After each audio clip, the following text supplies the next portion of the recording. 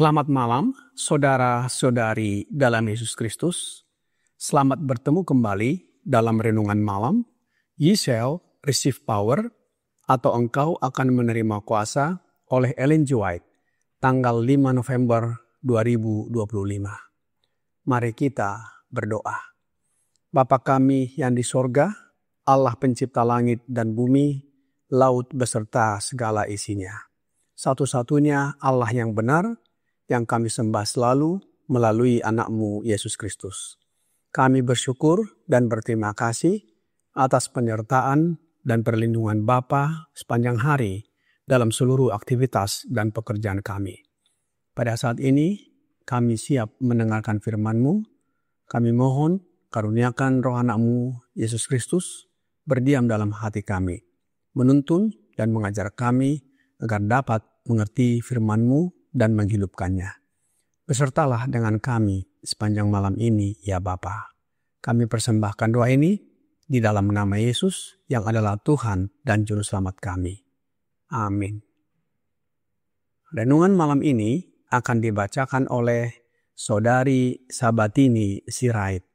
Kepada Saudari Sabatini, kami persilahkan. Selamat malam. Judul renungan kita pada malam hari ini, pencurahan Roh Kudus secara penuh. Ayat intinya, tiba-tiba turunlah dari langit suatu bunyi seperti tiupan angin keras yang memenuhi seluruh rumah di mana mereka duduk. Kisah Para Rasul 2 ayat 2. Ketika Roh Kudus turun pada hari Pentakosta, itu bagaikan tiupan angin keras. Roh Kudus diberikan dengan berlimpah karena memenuhi seluruh tempat di mana para murid duduk. Demikian pula Roh Kudus akan diberikan kepada kita ketika hati kita siap menerimanya. Hendaklah setiap anggota jemaat bertelut di hadapan Allah dan berdoa dengan sungguh-sungguh memohon pencurahan Roh Kudus. Berserulah, Tuhan, tambahkan imanku, buatlah aku mengerti firman-Mu, karena tersingkapnya firman-Mu memberi terang. Segarkanlah aku dengan hadirat-Mu, penuhi hatiku dengan Roh-Mu, agar aku dapat mengasihi saudara-saudaraku sebagaimana Kristus mengasihiku. Allah akan memberkati mereka yang mempersiapkan diri untuk pelayanannya. Mereka akan memahami apa artinya memiliki kepastian roh, karena mereka telah menerima Kristus dengan iman. Agama Kristus berarti lebih dari sekadar pengampunan dosa. Itu berarti dosa dihapuskan dan kekosongan dipenuhi dengan roh. Itu berarti pikiran diterangi secara ilahi. Hati dikosongkan dari ego dan dipenuhi dengan kehadiran Kristus. Ketika pekerjaan ini dilakukan bagi anggota gereja, gereja akan menjadi gereja yang hidup dan bekerja. Kita harus berusaha dengan sungguh-sungguh untuk memiliki satu pikiran, satu tujuan. Baptisan Roh Kudus dan tidak kurang dari itu dapat membawa kita ke tempat ini. Marilah kita dengan penyangkalan diri mempersiapkan hati kita untuk menerima Roh Kudus agar suatu pekerjaan besar dapat dilakukan bagi kita, sehingga kita dapat berkata, bukan, lihat apa yang sedang kulakukan, tetapi lihatlah kebaikan dan kasih Allah. Kita mungkin berbicara tentang berkat-berkat Roh Kudus, tetapi jika kita tidak mempersiapkan diri untuk menerimanya, apa gunanya perbuatan kita? Apakah kita berusaha sekuat tenaga untuk mencapai kedewasaan pria dan wanita di dalam Kristus? Apakah kita mencari kepenuhannya, terus maju menuju sasaran yang ditetapkan di hadapan kita, kesempurnaan karakternya? Terima kasih atas penata layanan Saudari Sabatini. Tuhan Yesus memberkati. Saudara-saudari dalam Yesus Kristus, renungan malam ini adalah suatu pelajaran tentang pentingnya kesiapan hati untuk menerima Roh Kudus. Kita sudah pelajari yang dimaksud Roh Kudus adalah Roh Yesus Kristus. Seperti para murid yang menerimanya dengan penuh dan limpah pada hari Pentakosta. Setiap orang percaya diajak untuk berdoa dengan sungguh-sungguh agar dipenuhi Roh Kudus, sehingga dapat hidup dalam kasih seperti Yesus Kristus. Penerimaan Roh Kudus bukan hanya membawa pengampunan dosa, tetapi juga mengubah hati dan pikiran menjadi serupa dengan Kristus.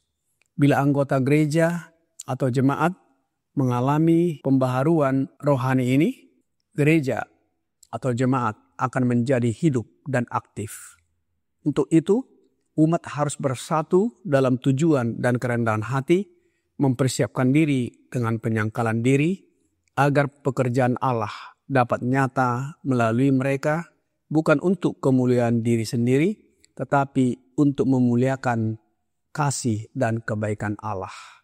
Dengan dipenuhi oleh Roh Kudus, umat Allah terus maju menuju sasaran, yaitu kesempurnaan karakter Yesus dalam kehidupan mereka. Apa yang akan terjadi kepada umat Allah jika kesempurnaan karakter Yesus ada dalam kehidupan mereka? Roh Nubuat di dalam The Review and Herald tanggal 10 Juni tahun 1902 paragraf 15 berkata, ketika umat Tuhan mencapai tanda ini, dahi mereka akan dimeteraikan. Dipenuhi dengan Roh Kudus, mereka akan disempurnakan di dalam Kristus, dan malaikat pencatat akan menyatakan, sudah selesai. Umat Tuhan yang dipenuhi Roh Kudus dimeteraikan di dahi mereka dan menyatakan sudah selesai. Sebelum dimeteraikan, seorang malaikat berkata di dalam Wahyu 7 ayat 2 dan 3. Dan aku melihat seorang malaikat lain muncul dari tempat matahari terbit. Ia membawa meterai Allah yang hidup.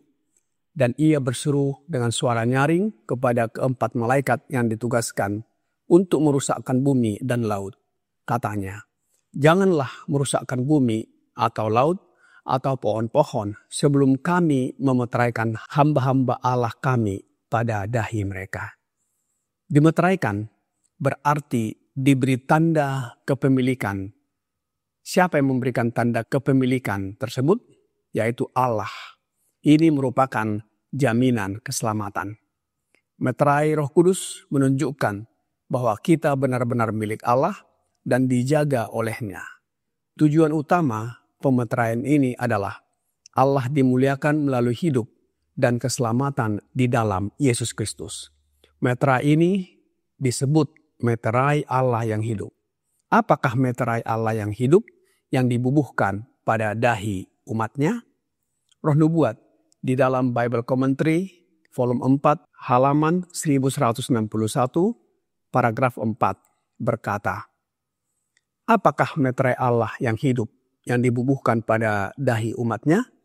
Itu adalah tanda yang dapat dibaca oleh malaikat, tetapi tidak dapat dibaca oleh mata manusia. Karena malaikat pemusnah harus melihat tanda penebusan ini. Jadi, meterai Allah yang hidup itu adalah tanda penebusan bagi umatnya. Tanda tersebut dibubuhkan di dahi semua orang yang dipisahkan dari dosa dan orang berdosa. Masih dalam tulisan yang sama, paragraf 6 berkata, segera setelah umat Allah dimeteraikan di dahi mereka, bukanlah meterai atau tanda apapun yang dapat dilihat, melainkan suatu penetapan dalam kebenaran baik secara intelektual maupun rohani, sehingga mereka tidak tergoyahkan. Segera setelah umat Allah dimeteraikan dan dipersiapkan untuk penggoncangan itu akan datang. Sungguh penggoncangan itu telah dimulai. Pemeteraian adalah suatu penetapan dalam kebenaran, baik secara intelektual maupun rohani. Kebenaran itu mempunyai pengaruh dalam perubahan hidup kita dan teguh di dalam kebenaran, yaitu di dalam Yesus Kristus. Sebab Yesuslah kebenaran. Penggoncangan apa yang dimaksud? Alkitab berkata di dalam Wahyu 13 ayat 16 sampai 17.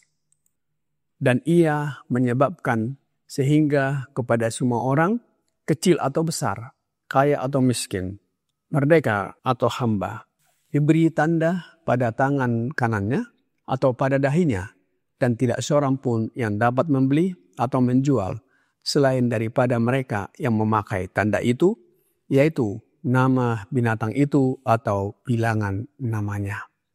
Hal ini sudah mulai diatur dalam sistem perdagangan dunia ini agar lebih mudah diatur dan dikendalikan. Dan hal ini digunakan untuk memaksa umat Allah menyembah Allah lain selain Allah satu-satunya yang benar, yaitu Allah Bapa melalui anaknya Yesus Kristus. Oleh sebab itu, meterai Allah yang diberikan di dahi umat Allah tertulis nama Bapa dan anaknya Yesus Kristus saja. Alkitab berkata di dalam Wahyu 14 ayat 1, dan aku melihat sesungguhnya anak domba berdiri di Bukit Sion, dan bersama-sama dengan dia 144.000 orang, dan di dahi mereka tertulis namanya dan nama Bapanya. Saudara-saudari dalam Yesus Kristus, pencurahan Roh Kudus sekarang ini sangat kita perlukan untuk persiapan kita menuai jiwa-jiwa yang siap untuk kedatangan Yesus Kristus yang kedua kali. Marilah kita menyerahkan hidup kita kepadanya, memohon dengan doa agar Yesus tinggal dalam hati dan hidup kita yang kita terima dengan iman, menuntun kita ke dalam seluruh kebenaran dan mengabarkannya. Bila mana Yesus berkata, sudah selesai, maka kita sudah siap menyambut kedatangannya. Kiranya renungan malam ini membawa pembaharuan bagi kita.